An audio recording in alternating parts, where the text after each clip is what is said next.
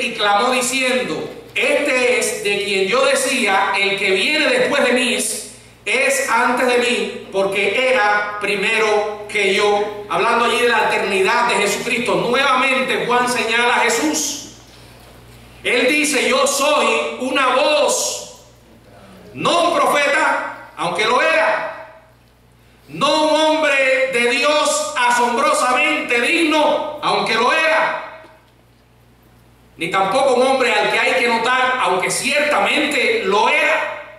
Él prefirió calificarse a sí mismo como la voz, una voz. Y aquí está tomando esta descripción de la profecía de Isaías en el capítulo 40, verso 3.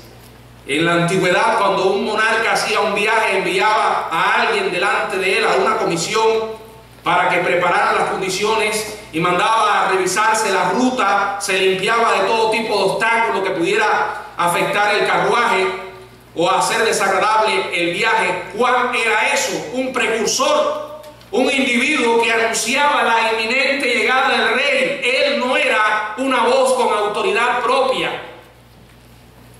Él era la voz que anunciaba el Mesías, la luz, el Salvador. Ese es el testimonio que dio de él. Ahora quiero que consideremos en segundo lugar la razón por la que él bautizaba. Porque Juan era un hombre obediente. En Juan capítulo 1, del 24 hasta el 28, dice la palabra: y los que habían sido enviados eran de los fariseos, y le preguntaron y le dijeron: ¿por qué pues bautiza, si tú no eres el Cristo, ni Elías, ni el profeta? Juan le respondió diciendo: yo bautizo con agua, mas en medio de vosotros está uno a quien vosotros no conocéis. Este es el que viene después de mí, el que es antes de mí, del cual no soy digno de desatar la correa del calzado. Estas cosas sucedieron en Betábara, al otro lado del Jordán, donde Juan estaba bautizando. Y ahí están nuevamente los fariseos, ocupados en la autoridad, ocupados en las reglas, los rituales, los derechos, y les estaba preocupando el atrevimiento de Juan para bautizar sin las credenciales apropiadas, sin hacer uso del rito apropiado según ellos y sin seguir el procedimiento apropiado. Claro, quiero decirle que todo esto estaba cargado de tradiciones creadas por ellos mismos. En el bautismo judío, el nuevo convertido al judaísmo se le sumergía en agua como un lavamiento simbólico de pecado antes de que pudiera entrar a la comunidad hebrea del pacto. Se suponía que esta práctica debía ser realizada por sacerdotes y estaba destinada a los prosélitos gentiles, no para los judíos. Debía ser de agua, en agua pura y en el templo, no en el lodoso río Jordán. Pero entendamos que todas estas reglas estaban hechas por los hombres. Y como mismo podemos decir que Juan era un hombre comprometido con Dios. Era un hombre a quien no le importaban para nada las reglas humanas, las tradiciones humanas. Y él hizo solo lo que debía hacer. Juan llamó a los judíos a un bautismo que podemos decir fue un bautismo de arrepentimiento. Era como si les estuviera diciendo: debido a su pecado, ustedes están fuera del pacto de Abraham con Dios, deben arrepentirse como los demás gentiles y venir a Dios. Como resultado la gente venía en multitudes. No obstante, él aclaró que su bautismo era solo un símbolo y trató de desviar la conversación del bautismo hacia aquel a quien él había venido a anunciar. Y me llama la atención el factor que Juan quería proclamar obedientemente: el arrepentimiento. Qué importante es arrepentirse para llegar a conocer a Dios. Juan habló del arrepentimiento, Jesús habló del arrepentimiento. La predicación apostólica estuvo llena de la palabra y la enseñanza del arrepentimiento. Dolorosamente esa palabra escasea hoy en muchos mensajes y círculos cristianos. El arrepentimiento.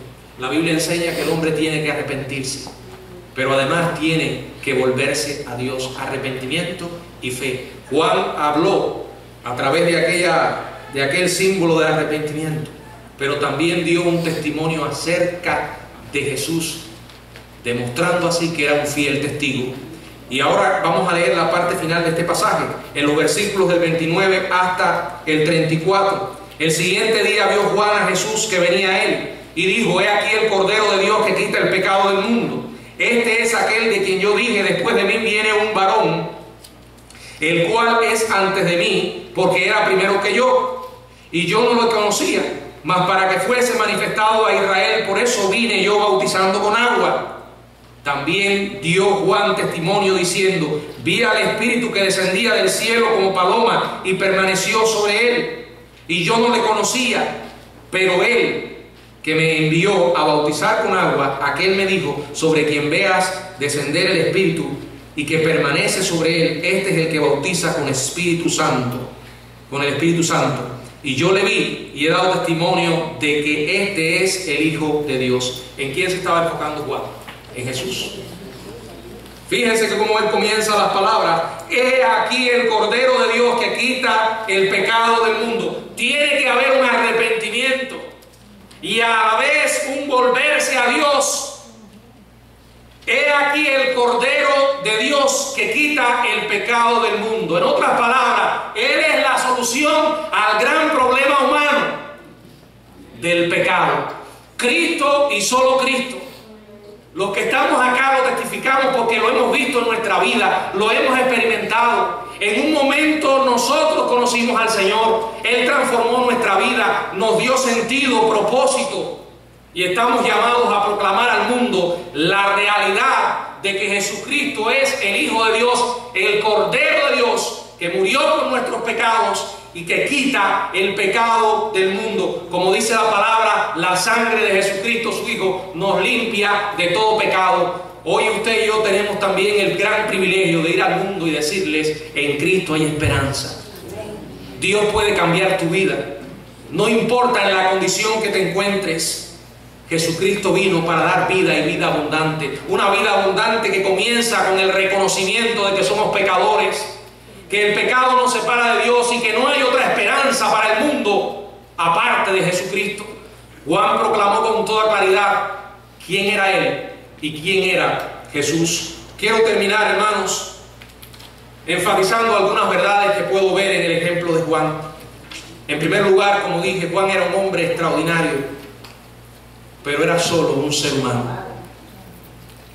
Tenemos la oportunidad en la Biblia de ver hombres extraordinarios que quedaron registrados en la palabra como inspiración para nosotros. Pero la Biblia también nos recuerda que eran hombres, y como hombres pecadores, y como pecadores sujetos a debilidades y a equivocaciones. La Biblia dice que Elías fue un hombre sujeto a pasiones semejantes a las nuestras. Yo doy gracias por el ejemplo de Juan, de Elías y de muchos otros que aparecen en la Biblia, porque cuando los miramos en la palabra nos inspiran, porque vemos su humanidad, pero a pesar de ser humanos, fueron personas que se pusieron incondicionalmente en las manos de Dios. Todos los que estamos acá vamos a coincidir en la realidad de que como seres humanos somos frágiles, somos débiles y tenemos muchísimas razones para presentar excusas delante de Dios en cuanto a nuestra fragilidad humana, pero delante de Dios no vale. ¿Saben por qué? Porque cuando Dios nos llama a algo, Él nos capacita. Juan era extraordinario, pero era solo eso, un hombre. Juan fue una lámpara, pero él no era la luz. Fue una voz, pero no era el verbo. Tú eres una lámpara. A los jóvenes les decía hace unos minutos, ustedes van a hacer la luz a donde van, pero la luz que ustedes tienen no es de ustedes. Lo que hacen es reflejar la luz de Jesucristo y tienen que recordarlo siempre. Probablemente el único destello de luz que va a recibir aquel joven o aquella joven con la que tú estudias sea tu influencia. ¿Te has puesto a considerar eso? Eso nos lleva a pensar que tenemos un gran privilegio, pero una tremenda responsabilidad. Juan fue un hombre útil, pero no era indispensable, como tampoco lo somos los seres humanos. Dios soberanamente nos elige y nos usa como instrumentos suyos, pero si no estamos dispuestos a dejarnos usar, Dios puede levantar a otros, porque somos eso, solamente eso, instrumento. Juan fue un hombre eficaz, pero permaneció humilde. Sabía quién era, cuál era su llamado y cuál era su responsabilidad. Yo quiero hacerte una pregunta a ti que estás en esta tarde, en este lugar. ¿Estás dispuesto a dejarte usar por Dios? ¿Reconoces que Dios tiene un plan con tu vida, un propósito? La realidad es que la mayoría de los que estamos en este lugar estamos cómodamente ocupando un lugar en esta iglesia y muchos jugando a ser cristianos. Porque cuando vamos a la obediencia escasea. Saben, en la historia bíblica y en la historia del cristianismo, vemos el ejemplo que muchas veces en medio de las persecuciones fue cuando la iglesia despertó y obedeció. Y yo me pregunto, ¿por qué tenemos que aprender a obedecer en medio del sufrimiento, en medio de las pruebas? ¿Por qué no lo hacemos ahora? ¿Por qué no entregamos nuestra vida al Señor con un compromiso serio? Juan era un hombre comprometido. Mi pregunta para ustedes es, y para mí por cuanto me la he hecho ya, ¿qué nivel de compromiso tengo yo con Dios? Tu nivel de compromiso no se ve cuando vienes aquí, las veces que vienes porque te sobra tiempo, sino cuando sales por esa puerta y te enfrentas al mundo. En la manera como nosotros vivimos, las decisiones que tomamos diariamente y la influencia que ejercemos en aquellos que nos ven vivir, ¿estamos realmente impactando al mundo? Dios sabe cómo tratar con nosotros. Y saben ustedes que mientras nosotros acá vivimos un cristianismo muy cómodo, en otros lugares del mundo hay cristianos que están entregando su vida por la causa del Evangelio. Si usted duda de lo que le estoy diciendo, infórmese un poco lo que está ocurriendo en Irak. ¿Cuántos miles de cristianos están siendo masacrados por ese grupo terrorista? Y el único delito que ellos han cometido es creer en Jesucristo. Y sin embargo, nosotros llevamos una vida tan cómoda. Y nos importa tan poco orar, leer la Biblia. Y lo que les estoy diciendo lo podemos comprobar los miércoles en el culto de oración. Unos pocos hermanos vienen, porque a la mayoría no les interesa. Si a usted le gusta o no lo que yo estoy diciendo, realmente no me preocupa, porque tengo que decirlo, porque Dios lo sabe.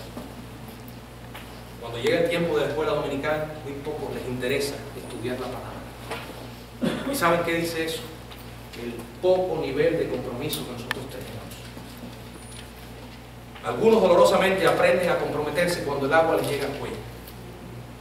¿Y por qué tenemos que esperar a eso? ¿Por qué no vamos al Señor con un corazón humilde y le decimos, Señor, yo sé que estoy vivo porque tú me salvaste y que tengo una misión que cumplir para ti y es predicar tu evangelio? Miren, si Dios no quisiera que usted hiciera absolutamente nada, no estaría bien. Ya el Señor se lo habría llevado. Si está ocupando un espacio en este mundo, es porque Dios tiene un propósito con su vida. Pero no quiero terminar sin hacer un llamado a aquellos que están aquí y que aún no conocen a Jesús. Al principio mencionaba que Cristo y solo Cristo da esperanza y propósito a la vida humana. Mencionaba el ejemplo de Robin Williams, ¿verdad? Pero podría citarle muchos otros. Ahí está el caso de Michael Jackson, tenemos a Marilyn Monroe, Elvis Presley y muchos más. Millonarios viviendo como han querido, pero no hasta que han querido. Y ciertamente tampoco han vivido como han querido, porque nadie quiere vivir de una manera infeliz. ¿De qué sirve todo esto si no tenemos a Cristo? Probablemente tú no seas millonario, ¿verdad? Pero estoy seguro de que has intentado una y otra vez llenar tu vacío espiritual de formas y maneras equivocadas. ¿Para qué? Para al final regresar sintiéndote vacío. ¿Saben por qué? Porque a quien nosotros necesitamos como seres humanos es a Cristo. Amén. Porque Él y solo Él murió en la cruz por nuestros pecados. resucitó y vive. Y Él ha prometido que si nos arrepentimos y creemos en Él, vendrá nuestra vida, cambiará nuestra vida, nos hará nuevas criaturas y nos dará una nueva oportunidad, porque nuestro Dios es el Dios de las oportunidades. No importa cuán lejos hayas ido, ni cuán hundido estés en el pecado, Cristo te puede salvar. Mi pregunta es, ¿habrá alguien en esta tarde, en este lugar, que aún no haya recibido al Señor Jesucristo en su corazón y le gustaría aceptarle? Yo quiero invitarle, por favor, que levante ahí su mano para orar. Si algún hermano o hermana, algún amigo o amiga, y algún hermano o hermana, porque a veces sucede que hasta dentro del cuerpo de Cristo hay personas que realmente no le conocen. ¿Estás tú seguro de que eres un hijo de Dios? ¿Sabes para qué estás viviendo? Si no, ven a Cristo en esta hora. ¿A alguien le gustaría aceptar al Señor? Que el Señor les bendiga a cada uno de ustedes. Y quiero terminar recordando la palabra compromiso. Piense en lo que realmente significa y hágase esta pregunta así: ¿cómo es mi nivel de compromiso con el Señor? Que Él nos bendiga. Amén.